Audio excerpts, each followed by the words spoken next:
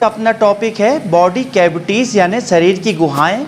गुहाएं क्या होती हैं? खाली स्थान।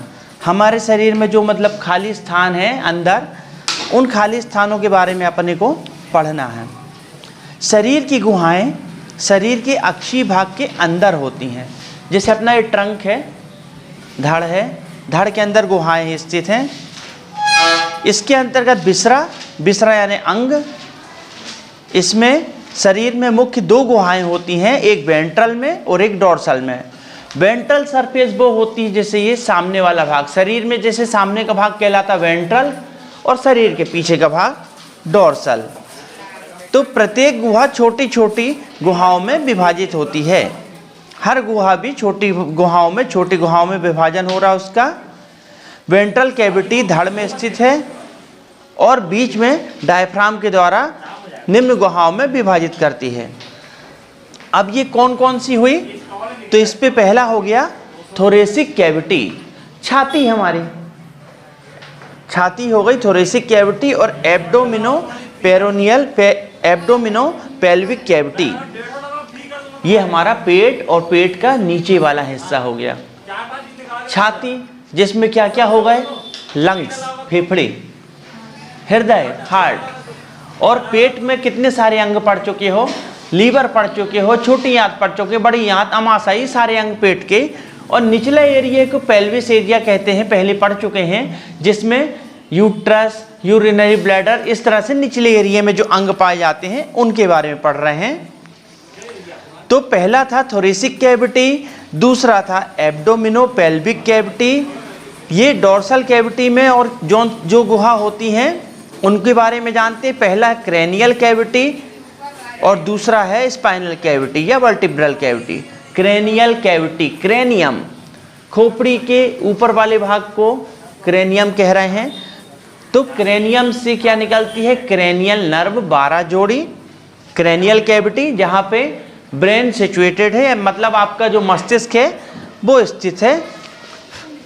इसके अलावा वर्टिब्रल या स्पाइनल कैविटी, स्पाइनल कॉर्ड, मेरु रज्जु। स्पाइनल कॉर्ड जिस स्थान पे है, तो जिस गुहा में स्थित है, तो स्पाइनल कैविटी। तो अब इनको डिटेल में पढ़ते हैं कि थोरेसिक कैविटी क्या है और क्या क्या चीज़ें होती हैं थोरेसिक कैविटी में। तो इसको हिंदी में बक्षीय गुहा बोलते हैं। बक्षीय गुहा धड़ के सुपीरियर भाग में, ये हमारा धड़ होता है, इसके ऊपर वाले भाग में स्थित होती है। पसली होती है, उसका पिंजरा होता है, पसली के पिंजरे लगे हुए हैं, पिंजरे जैसा। और इस पिंजरे के अंदर क्या होता है? हृदय होता है और आपके फेफड़े होते हैं। इसके अलावा यहाँ पे चारों तरफ पसलियों में मांसपेशियाँ होती हैं, जिनको मसल्स, इंटरकोस्टल मसल्स नाम दिया गया है। आगे जो हड्डी कहलाती है, ये कहलाती है, ये वाली हड्डी स्टर्नम, बक्ष है ना, बक्ष की अस्थि, स्टर्नम बोन। और पीछे 12 थोरेसिक वर्टिब्रा होते हैं, CTLSC अकॉर्डिंग, मतलब रीढ़ की हड्डी में कितनी हड्डी होती है टोटल? 26 अस्थि को कैसे बांटते हैं? CTLSC। C मतलब सर्वाइकल यानी गर्दन की, T मतलब थोरेसिक, थोरेसिक की 12 हड्डी, ये जो लिखा है थोरेसिक की 12 अस्थि। फिर L मतलब लंबर यानी कमर, S मतलब सैक्रम, और सैक्रम मतलब जी पीछे वाली हड्डी, पीछे की नीचे की हड्डी। और कॉक्सिक, जहाँ से पूंछ निकलती है ना, कॉक्सिक, नुकीली अस्थि, सैक्रम के नीचे वाली नुकीली अस्थि।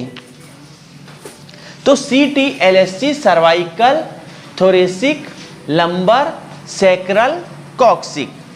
सर्वाइकल में कितनी अस्थियां होती हैं? 7। थोरेसिक में 12, लंबर में 5, कॉक्सिक में 1, सैक्रल में 1। थोड़ा सा सीरीज आगे पीछे हो गया, सैक्रल कॉक्सिक का 1-1 होती है उनमें। इसके पश्चात थोरेसिक वर्टिब्रा होती हैं। थोरेसिक वर्टिब्रा मतलब 12 जो थोरेसिक वर्टिब्रा, 26 में जो 12 होती हैं वो थोरेसिक वर्टिब्रा होती हैं। Intervertebral disc, intervertebral disc, inter यानी बीच में, रीढ़ की हड्डी 26 एक के बाद एक ऐसी जमी है, उनके बीच में जो गद्दियां लगी रहती हैं डिस्क कहलाती हैं इंटरवर्टिब्रल डिस्क। ये क्यों होती है?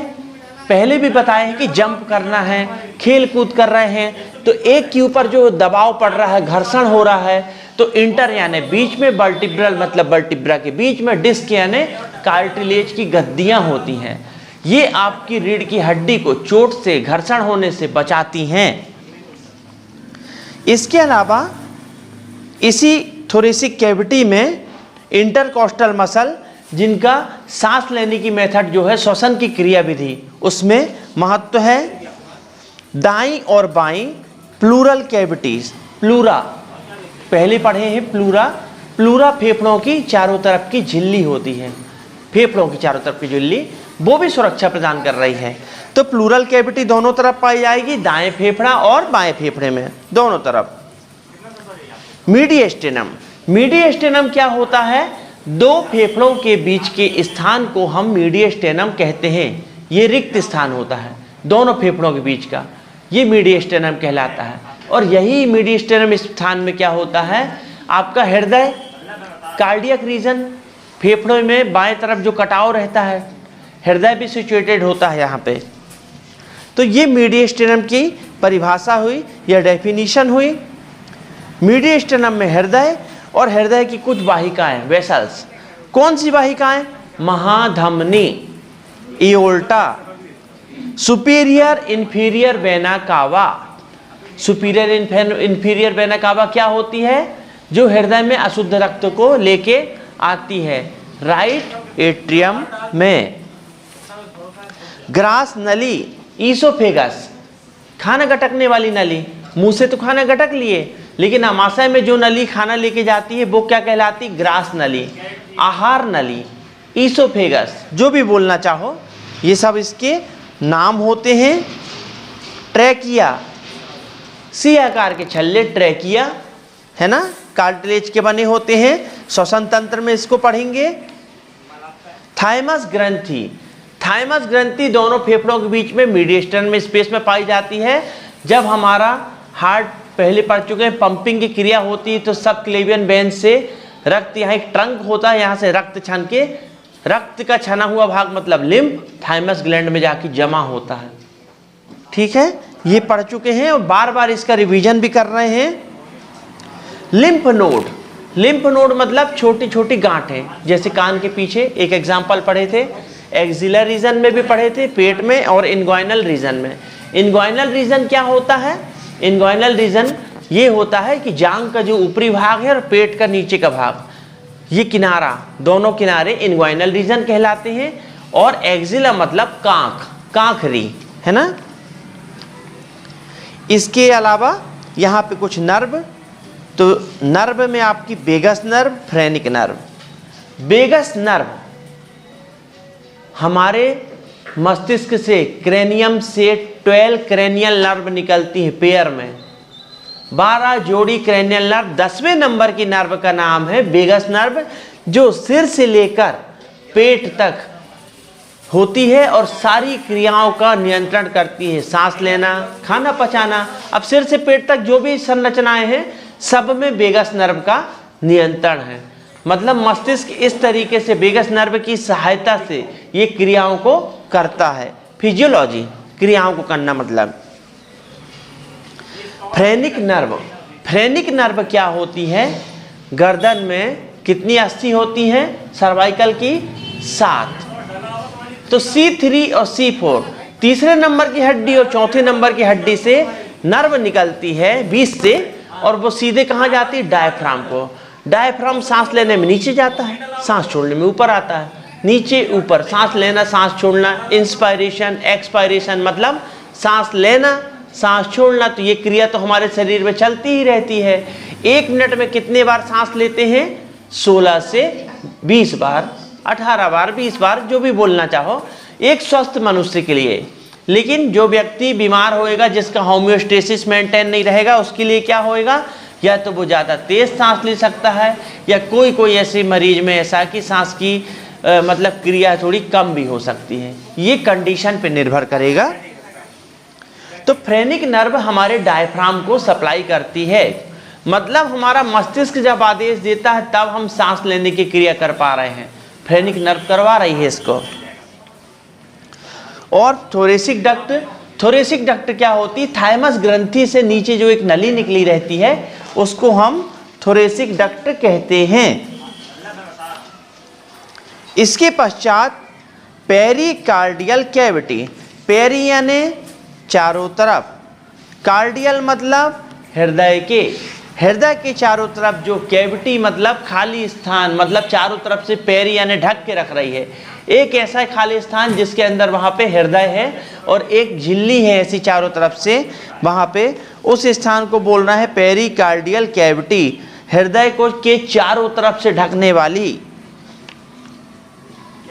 हृदय और उसकी जो मेम्ब्रेन होती है डबल मेम्ब्रेन वाली होती है, सैक यानी थैली, उसको पेरिकार्डियम कहते हैं। हृदय में 3 लेयर होती है, पेरी, मायो, कार्डियो, मतलब एंडो, पेरी, मायो, एंडो।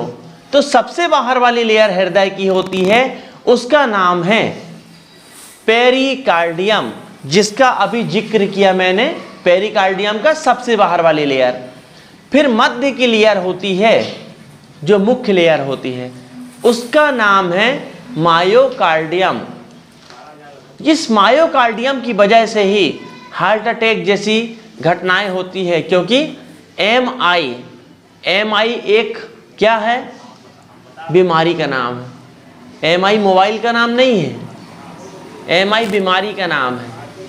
अब सिचुएशन बदल गई है, मायोकार्डियल इन्फार्क्शन। मायोकार्डियल इन्फार्क्शन मतलब सीधी सी बात है कि आपके शरीर के हर अंग को क्या चाहिए, ब्लड चाहिए, और जिस अंग को ब्लड नहीं मिलेगा उस अंग में कुछ ना कुछ रिएक्शंस देखने को तो मिलेंगे। तो जैसे नीलापन देखने को, ब्लड की कमी सबसे पहले नीलापन देखने को मिलता है, साइनोसिस, ज़्यादा दिन तक नीलापन रहेगा तो वहाँ इस्चीमिया, इन्फार्क्शन, नेक्रोसिस, गैंग्रीन, मतलब एक तरह से धीरे धीरे वो अंग मतलब सड़ने की ओर जाएगा, खराब होने लगेगा। तो आपके हृदय को भी रक्त की आवश्यकता होती है, हृदय खुद रक्त बांटता है लेकिन हृदय को खुद रक्त चाहिए, लेकिन मायोकार्डियम जो हृदय की मसल, इसको रक्त मिलना कम हो जाएगा तो आपके हृदय में भी ये संकेत मिलना चालू हो जाएंगे। और वो आजकल जो चला है साइलेंट अटैक वाला सिस्टम, ये सब क्या है, यहीं से चालू होता है। हृदय को रक्त मिलना बहुत ज़रूरी है। अगर इस मायोकार्डियल मसल या लेयर को इसको ब्लड नहीं मिलेगा तो हृदय आपका संकेत देगा। तो हृदय की ये तीनों लेयर की बात हुई। फेफड़ों के चारों तरफ जो झिल्ली होती है जिसे हम कहते हैं प्लूरा, प्लूरा भी इसी तरह से हम पहले भी पढ़ चुके हैं, पेराइटल और विसरल लेयर के हिसाब से। बाहर वाली लेयर पेराइटल, अंदर वाली लेयर विसरल।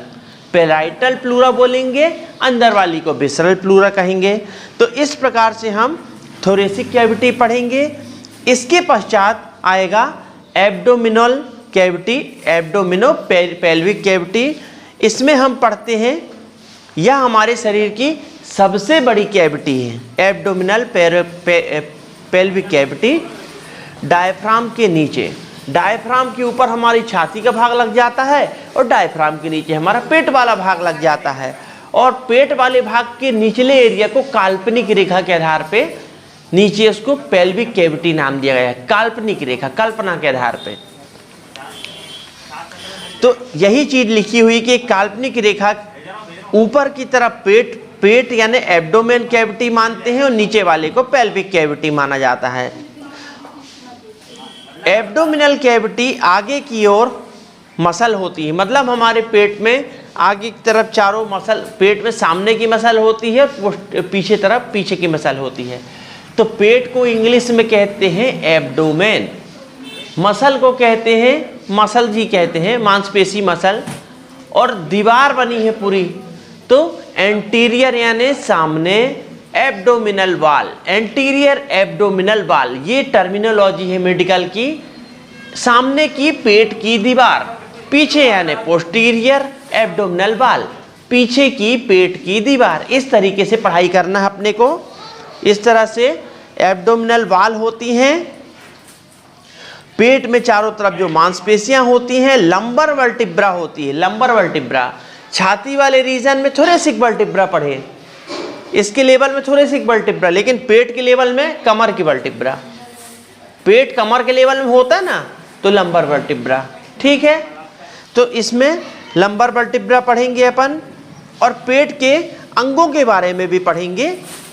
तो पेट के अंगों के बारे में क्या क्या पढ़ेंगे, जैसे अमाशय, छोटी आंत, बड़ी आंत, लीवर, पित्ताशय, पैंक्रियाज, अग्नाशय, ये सारे ऑर्गन पढ़ेंगे।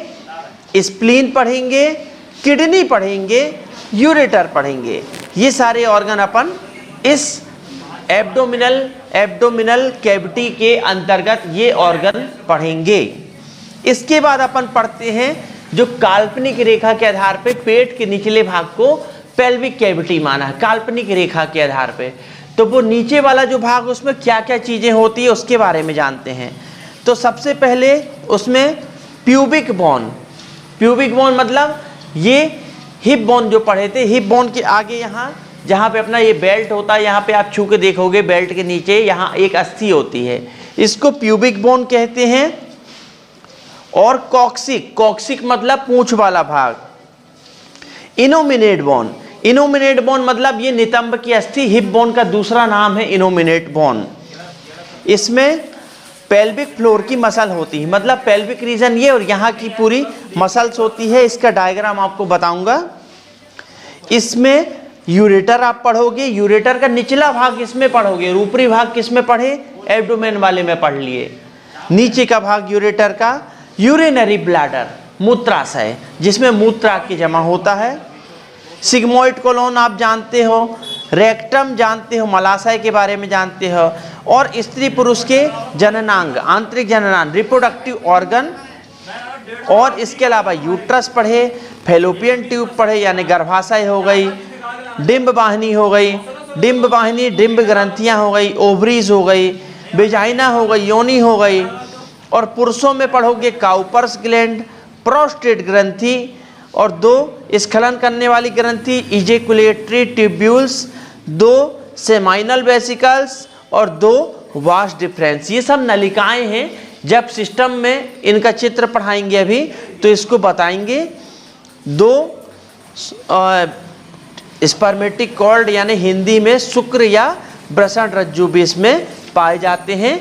इसके अलावा लास्ट वन जो है अपनी क्रेनियल कैविटी, इसके अंतर्गत मस्तिष्क रहता है यहाँ पे हमारा, और ये क्रेनियम बोन्स होती है। ये मस्तिष्क में जो अस्थियां हैं इनको क्रेनियम बोन्स कहा गया है। और लास्ट में, सबसे लास्ट में जो कैविटी होती है वो होती है हमारी स्पाइनल और वर्टिब्रल कैविटी। स्पाइनल कॉर्ड जहाँ पे स्थित होता है वो स्पाइनल कैविटी कहलाती है। और रीढ़ के हड्डी के अंदर, रीढ़ की हड्डी की संरचना में जो एक स्थान पाया जाता है इसको हम बोलते हैं स्पाइनल कॉर्ड के लिए जो स्थान होता है वो कहलाता है, और स्पाइनल कैविटी कहलाती है। इस प्रकार से हमारा कैविटी वाला टॉपिक, मतलब हमारे शरीर में जो जो स्थान होते हैं, ये वाला टॉपिक अब समाप्त होता है।